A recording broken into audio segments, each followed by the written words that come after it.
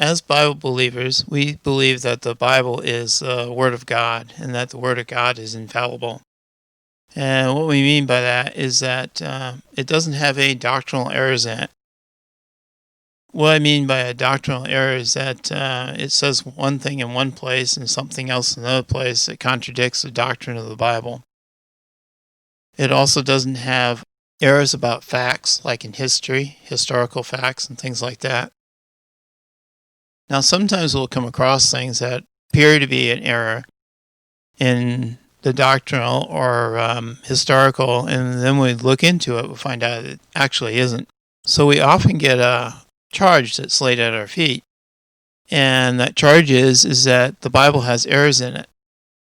So if we drill down and we ask, well, what do you mean by errors? And they say, well, it contradicts itself. The person who makes the statement has to back up the statement. A lot of times we are caught in the concept that we have to defend the Bible. So how do you defend there are no errors in the Bible? You can't defend or prove a negative. You can't prove something that isn't there. You can prove that something is there, but you can't prove something isn't there. The best way that I found to handle this is to tell the person that brings this charge to you is that, okay, I'll show you what would prove to me that the Bible has contradictions in it. And I'm going to do that by showing you the Book of Mormon. The Book of Mormon was put forward as a book that was inspired by God, but it wasn't. This is a book that is made up by man. And this is very easy for us to show that this is the case. So what we have done is we've gone to the internet and we've gone to the experts themselves. This is the Church of Christ of Latter-day Saints. So this is the actual Mormon website and the website for the Book of Mormon. So we go down to Ether. Ether is kind of important because it's after they came to the New World.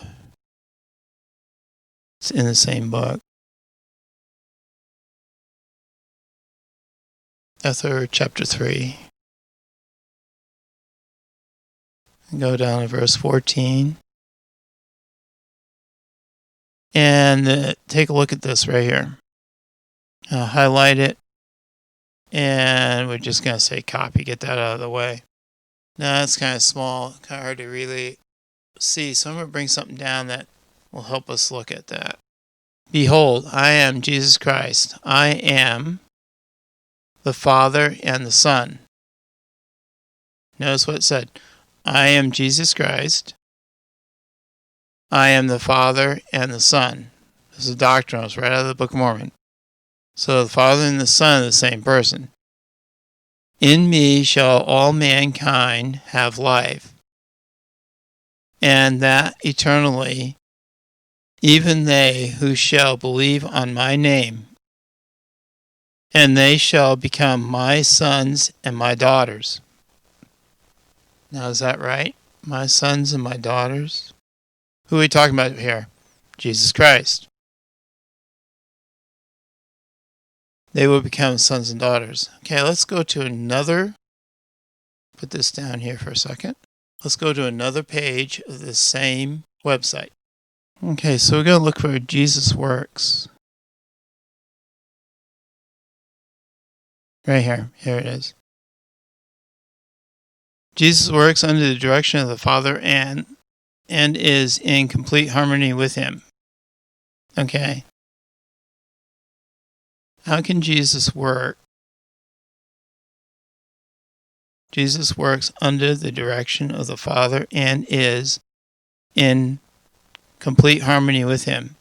Jesus works under the direction of the Father. Over here it is, I am Jesus Christ. I am the Father and the Son. That's a contradiction. Okay, it gets better. Okay, down here it says, all mankind is his brethren and his sisters. Who are we talking about? Let's get this out of the way. Okay, who are we talking about? All mankind are his brethren and his sisters.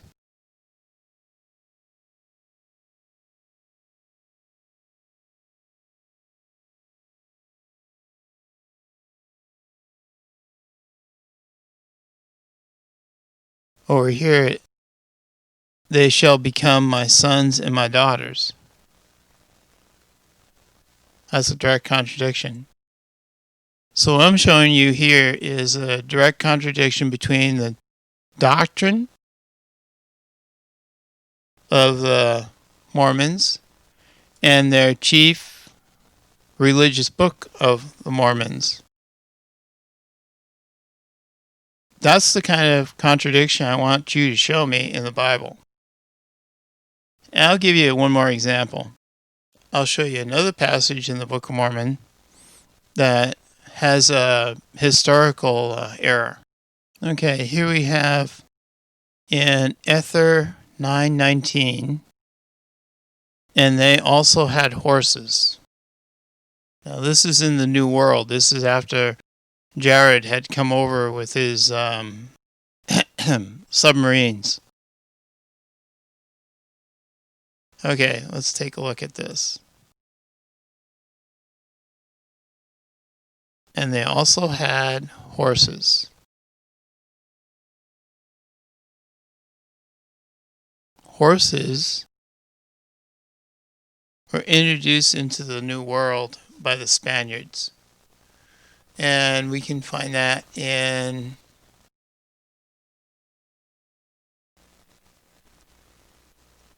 here it is. European settlers brought a variety of horses to the Americas. The first imports were smaller animals suited to the size restrictions imposed by ships. Starting in the mid-19th century, large draft horses began to be imported. And by the 1880s, thousands had arrived. So that's where our horses came from. Matter of fact, the Indians, South America, when the Spanish arrived, they thought the horse and rider were one animal, not two beings. Okay, so we got another thing in here. It talks about elephants. Okay, it talks about elephants. Yeah, right here. And they also had horses and asses, and there were elephants.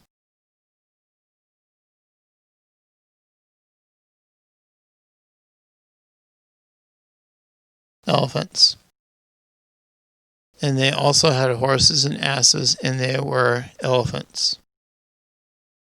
So the first elephant to be in the Americas. The first two elephants brought to the United States arrived separately. Both were newsworthy. One arrived in 1796, the other in 1804.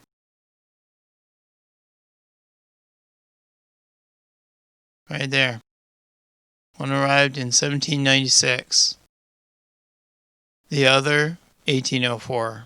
So what we got is we got a historical fact that's wrong. And we also have, if we go back to the other passage, we have a doctrinal fact that's wrong. Actually, I get two of them. So these are the type of examples that I expect that you to come up with, saying there are contradictions in the Bible. Now, I've showed you the contradictions that are in man's rendition of something that's supposed to be a spiritual book from God, and it obviously isn't. So you come up with the contradictions like I showed you here in the Book of Mormon. Now, I've had a lot of people come up with a lot of different things, but I've never had anybody come up with anything that could be considered a contradiction, even by their standards, once it's explained to them why it's not a contradiction. We're not looking for copy errors. We know that people do copy things wrong, like the number of horses in one place is different than the number of horses in another place. You say, oh, wow, there's a contradiction there. But if you look at the text, a lot of people do it nowadays. They just move the decimal point. Actually, that's not what happened there. But something similar happened. It's just very closely, it's the same type of lettering and things like that. This is the best way that I've found to defend that particular charge, that there are contradictions in the Bible. Now, I hope this has helped you out. And if you like my video, give me a like.